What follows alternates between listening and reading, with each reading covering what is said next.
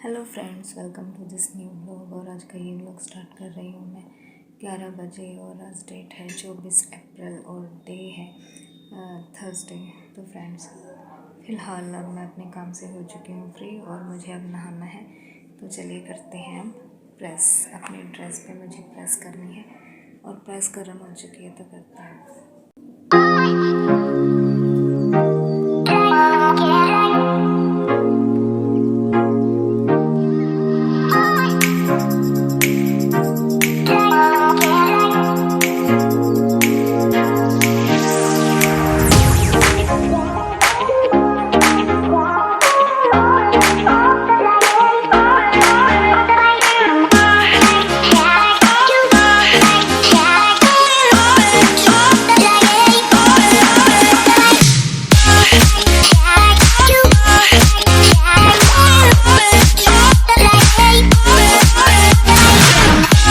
Press मेरी हो चुकी है और अब इसे रखना है फोल्ड करके।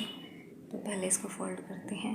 और जीन्स पे तो मैं प्रेस कम ही करती हूँ, कभी कभी करती हूँ, बिकॉज़ उन पे ज़रूरत होती नहीं है। ये कॉटन के कपड़े होते हैं तो उन पे ज़्यादा ज़रूरत होती है तो उन्हीं पे करते हैं। तो जीन्स पे कभी कभी करती हूँ मैं, कभी नहीं भी करती, यही है। तो अभी प्रेस को तो रखते हैं ठंडा होने के लिए।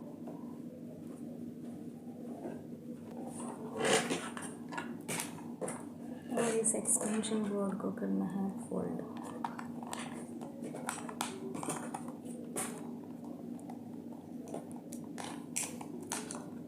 तो हो गया है।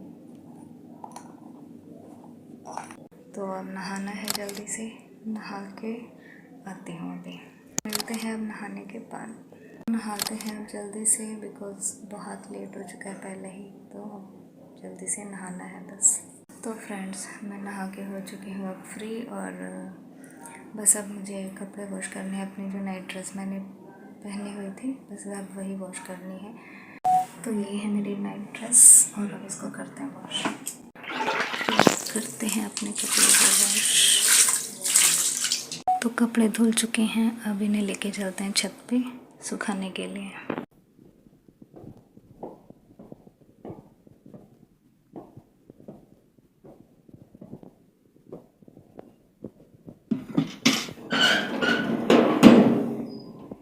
कपड़े तो मैंने वहाँ पे सुखा दिए हैं और स्टॉल को मैंने इधर सुखाया है छाँव में, बिकॉज़ इसका कलर फेड हो सकता है, इसलिए फिर मैंने इसको छाँव में सुखा दिया। और ये बहुत जल्दी सूख जाएगी और उनको कम से कम अब 1 घंटा लगने वाला है। तो 1 घंटे के अंदर मैं उतार के ले जाऊँगी उनको।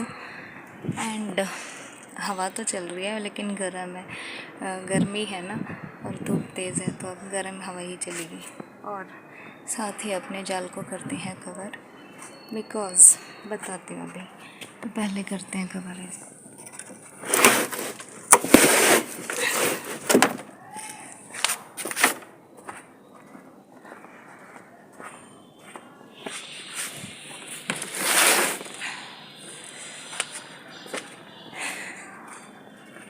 तो जाल को भी कवर कर दिया है मैंने। ये है फाइबर की शीट, तो उससे कवर किया है। और जाल को कवर क्यों किया है, बिकॉज़ अभी गेहूं की कटाई चल रही है ना, हरियाणा में भी, पंजाब में भी और हमारे एरिया में भी, जहाँ भी खेती होती है।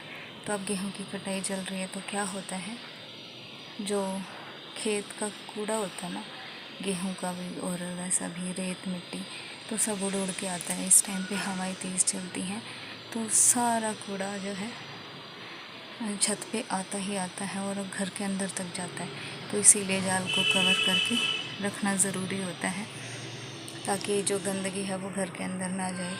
और क्या होता है ना, जो गेहूं की कटाई से जो तूड़ा होता है गेहूं का, तो वो अभी एकदम से तो वही है कि वो कुछ करते नहीं हैं, तो इतना धूल में हवा के साथ मिक्स होके और सबकी छतों पे, घरों में पहुंच जाता है, जिसकी वजह से सांस लेने में भी दिक्कत होती है।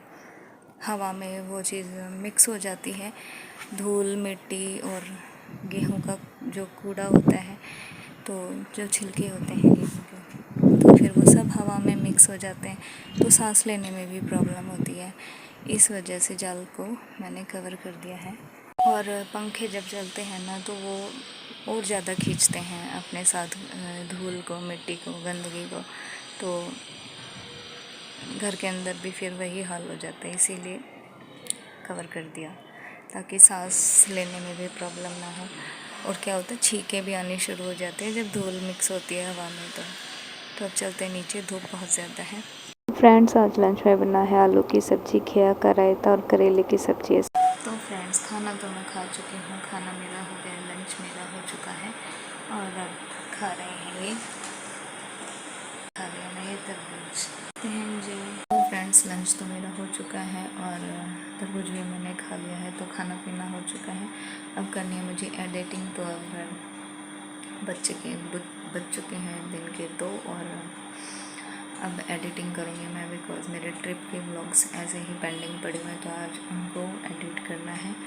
और साथ ही देखिए, एक चीज़ हमने सुखाई हुई है, वो दिखाती हूँ। तो ये सुखाया हमने पुदीना। अब गर्मियाँ आ गई हैं तो लस्सी में डाल के या दही में, रायते में डाल के अच्छा लगता है खाने में। तो इसीलिए अब हम इसको ड्राई करके सुखा रहे हैं, जिसको आप बाद में हल्का हल्का क्रश करके हाथ से डाल सकते हो, लस्सी में भी, रायते में भी, किसी भी चीज़ में। तो इसको ये अब इसकी लीव्स को जो है साफ़ करके सुखा दिया है। ये सुखाया हमने छलनी में और ये ऐसे सूख रहे, देखिए। इसकी लीव्स अलग करके हमने और वो अच्छे से साफ़ करके अब इसको सुखा दिया है धूप और पंखे की हवा में ही सुखा रहे हैं इसको। ये चल रहा है पंखा और पंखे की हवा में ही इसको सुखा रहे हैं। क्या होता है ना, इसको अगर आप धूप में सुखाओगे तो ये जल जाएगा, इसीलिए इसको छाँव में ही सुखाना होता है। तो आप पंखे की हवा में भी सुखा सकते हो या वैसे भी आप छाँव में सुखा सकते हो, बट धूप में नहीं सुखाना होता।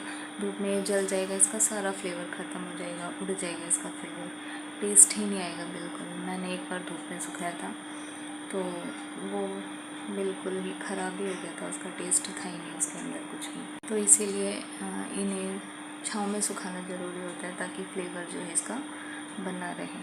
और ये सूखने के बाद उतना ही टेस्टी रहेगा जितना कि फ्रेश है। देखते हैं, 1 दिन 2 दिन में सूखेगा, 3 दिन में सूखेगा, बट 2-3 दिन में ये ड्राई हो ही जाएगा, इसके लिए ड्राई हो जाएंगे।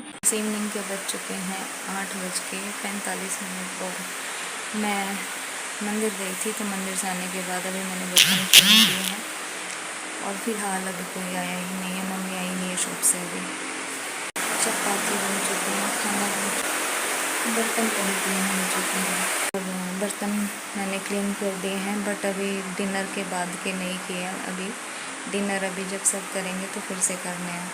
और देखिए, मेरी फिंगर में ना कट्स लगे हुए हैं, तो दर्द भी होता है, पानी लगता है जब। ये हाथ से भी जली हुई है और ये तो हो ही गया है कट, ज़्यादा दर्द होता है, पानी लगता है, बट क्या करें, काम तो करना ही है। और आज ज़्यादा खाना नहीं खाऊंगी मैं, सिर्फ एक ही चपाती बनाई है मैंने अपने लिए, बिकॉज़ अभी बेलगिरी का भी जूस पिया है 1 गिलास। और रात में खाती हूँ ना तो डाइजेस्ट हो ही नहीं पाता है, तो इसीलिए मैंने एक ही रोटी बनाई आज अपने लिए, एक ही खाऊंगी आज मैं।